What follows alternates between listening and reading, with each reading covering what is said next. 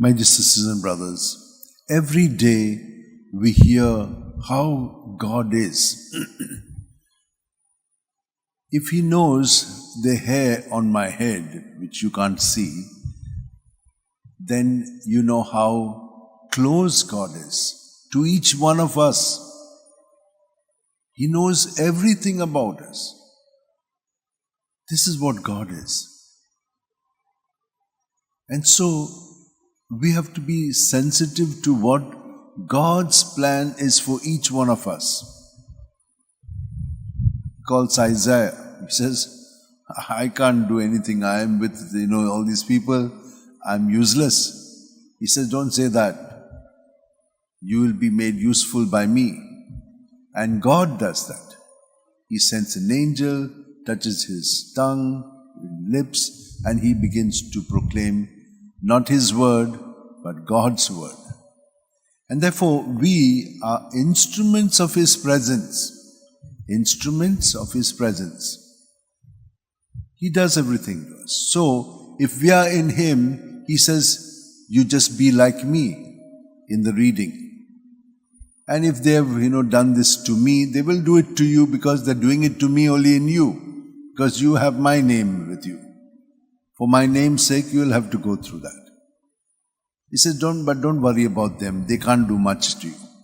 Because I know you much more. And you're more precious to me because you will be with me. So they can't do much to you.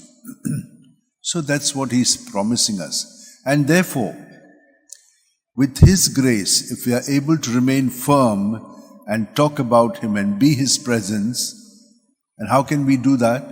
By remaining humbly united to him so that whoever sees us does not see us but sees him. Because we are united to him. That is good enough witness.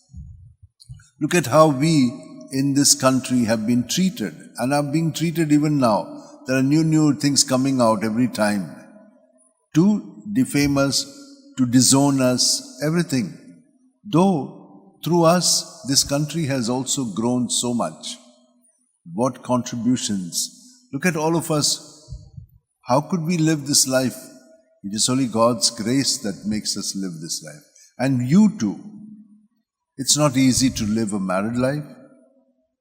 It is easy only when He becomes the center of our life, and then we can see the progress it will make. You know what difficulties you go through, even in the so-called love that you have for one another. So these difficulties will be there. These challenges will be there because yesterday he already told us the enemies will not be outside, the enemies are inside only. But you don't have to worry because when you are centered on God, these things will be taken care of. We find it impossible, but God, nothing is impossible for Him because He truly loves us and wants us to enjoy a very good life the way it is planned for us through Him, with Him and in Him.